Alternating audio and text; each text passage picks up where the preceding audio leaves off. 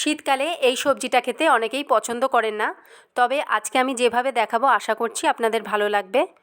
নমস্কার, craving for ফুডে সবাইকে স্বাগত। আজকে আমি চিংড়ি মাছ দিয়ে ওলকপির একটা রেসিপি দেখাবো।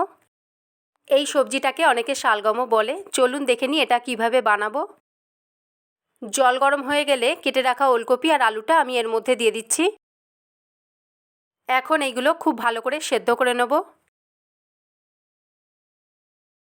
আলু আর ওলকপিটা সেদ্ধ হয়ে গেছে, এখন ভালোভাবে জলটা ঝরিয়ে নিতে হবে। তেল গরম হলে এর মধ্যে দিয়ে দিচ্ছি আগে থেকে নুন হলুদ মাখিয়ে রাখা চিংড়ি মাছগুলো। চিংড়ি মাছগুলো খুব বেশি কড়া করে ভাজবো না, একটু ভাজা হলেই তুলে নেব।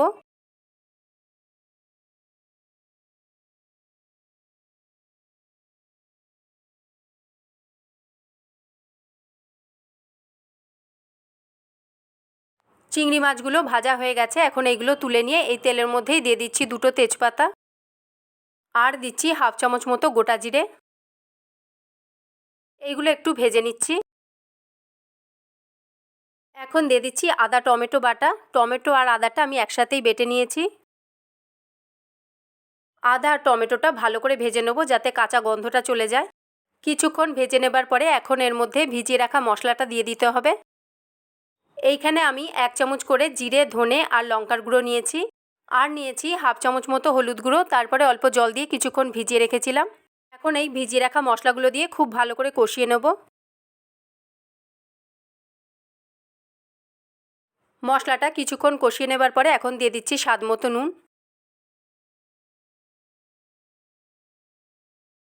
আর হাফ চামচ মতো চিনি।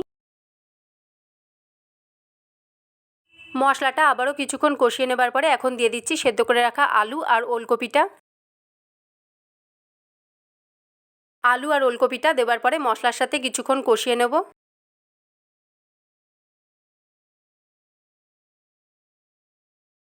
এইবারে দিয়ে দেবো ভেজে রাখা চিংড়ি মাছগুলো।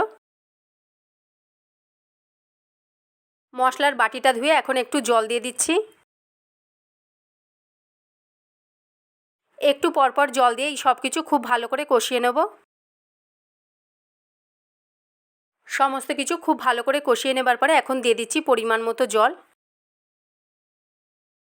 আবারও সব কিছু ভালো করে মিশিয়ে নিয়ে এটা কিছুক্ষণ ফুটতে দেবো যাতে আরও ভালোভাবে আলু আর ওলকপিটা সেদ্ধ হয়ে যায়। এইভাবে আপনারাও একবার ওলকপি বানিয়ে দেখতে পারেন, সত্যিই খুব ভালো হয় খেতে।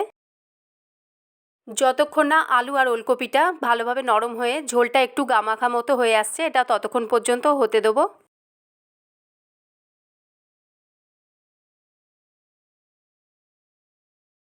এটা হয়ে গেছে, এখন এর মধ্যে আমি একটু গরম মশলার গুঁড়ো ছড়িয়ে দিচ্ছি। আবারও একটু ভালো করে মিশিয়ে নিয়ে এটা নামিয়ে নেব।